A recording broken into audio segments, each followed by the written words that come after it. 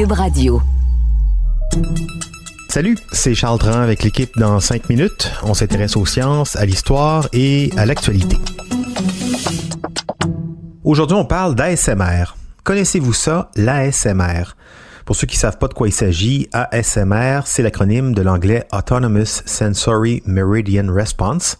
ASMR, c'est un sigle qui décrit une sensation de picotement ou de frisson au niveau du crâne, du cuir chevelu ou des zones périphériques du corps en réponse à un stimulus visuel, auditif, olfactif ou cognitif. Ce phénomène crée un tel engouement sur le web qu'il existe maintenant une véritable communauté ASMR. Écoutez ça, en décembre 2019, les 10 meilleurs ASMR artists, on les appelle comme ça, ont enregistré plus de 5,7 billions de vues. Oui, 5700 milliards de vues total avec plus de 24 millions d'abonnés.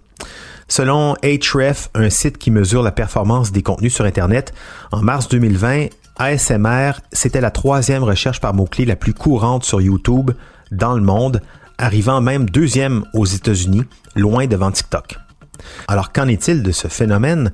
Véronique Morin nous raconte de quoi il s'agit et nous résume ce que la science en dit.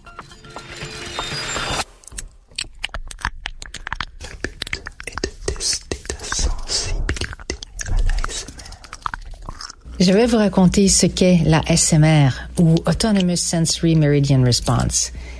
D'abord, il faut dire que ces réponses sensorielles sont souvent provoquées par des murmures. Des petits bruits comme les ongles qui s'entretouchent, des doigts qui glissent dans les cheveux.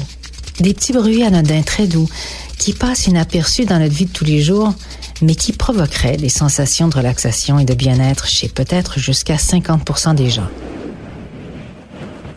Mais il ne s'agit pas que de son. La réponse sensorielle peut être stimulée par une combinaison de plusieurs déclencheurs. Il peut s'agir de se faire couper les cheveux ou de regarder quelqu'un accomplir une tâche banale comme plier du linge. Pour moi, entrer dans une bibliothèque et découvrir un livre sur un sujet inédit ou observer quelqu'un réparer un objet brisé déclenche ce genre de frisson et de bien-être. Certains décrivent aussi des picotements partant du haut du crâne qui se répandent le long du cou et de la colonne vertébrale. Comment vous sentez-vous? Ressentez-vous une impression de bien-être? Si oui, il ne s'agit pas uniquement d'une impression, mais bien de réelles sensations physiologiques qui se mesurent par la diminution de votre rythme cardiaque, du relâchement des muscles et du système nerveux.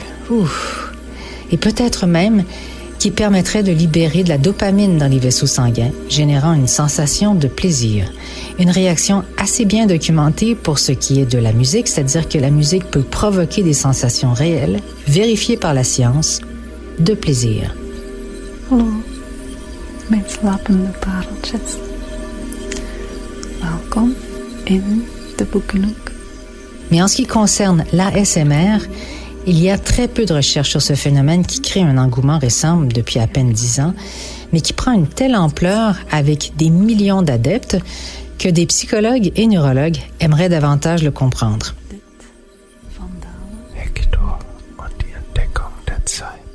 Les quelques recherches existantes ont pu démontrer que les sensations ressenties par ces petits bruits, odeurs, idées ou gestes apaisants étaient bien réelles, poussant les chercheurs qui s'intéressent au phénomène à se demander si l'ASMR pourrait aider des cas d'insomnie, d'anxiété et même de dépression.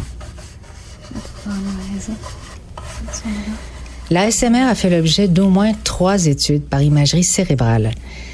L'une d'entre elles a examiné en temps réel les zones activées lorsque survenaient les picotements caractéristiques de cet état. Alors, 10 participants sensibles ont pris place dans un appareil d'imagerie par résonance magnétique fonctionnelle et ont été exposés à des vidéos censées déclencher l'ASMR.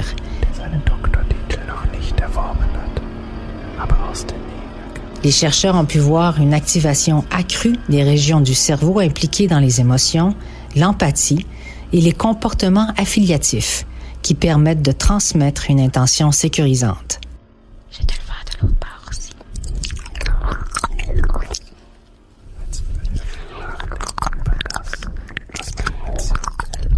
Ces résultats sont préliminaires et basés sur un tout petit échantillon, mais ils demeurent quand même intéressants parce qu'ils suggèrent que l'ASMR activerait les voies neurologiques impliquées dans les liens socio-émotionnels. 2 autres études d'imagerie cérébrale ont examiné les différences d'activité cérébrale lorsque les personnes sont simplement allongées dans le scanner, chez des individus sensibles à l'ASMR et chez les individus qui ne sont pas sensibles. Les auteurs ont découvert que les personnes sensibles ont des réseaux neuronaux plus interconnectés que les autres, ce qui suggère que l'ASMR pourrait se produire en raison d'une capacité réduite à réduire les réponses émotionnelles résultant des stimulations sensorielles. C'est pas forcément négatif puisque ça signifie en quelque sorte que le cerveau réagit aux expériences extérieures. Nous intégrons tous des informations provenant du monde extérieur, images, sons, odeurs, ce qui nous procure des expériences émotionnelles. Mais la manière dont sont intégrées ces informations et les émotions qui en résultent varient d'une personne à l'autre. On peut avoir la chair de poule en entendant notre musique préférée ou ressentir un puissant émerveillement ou d'autres émotions complexes face à une œuvre d'art. Après tout, nous sommes tous uniques. Oceaan troggen en ruggen, kenmerken van zeekust. Ouais, tellement unique que certains, comme moi, à regret, ne sont pas sensibles à ces grattements, ces bruits de bouche ou de poils dans le micro.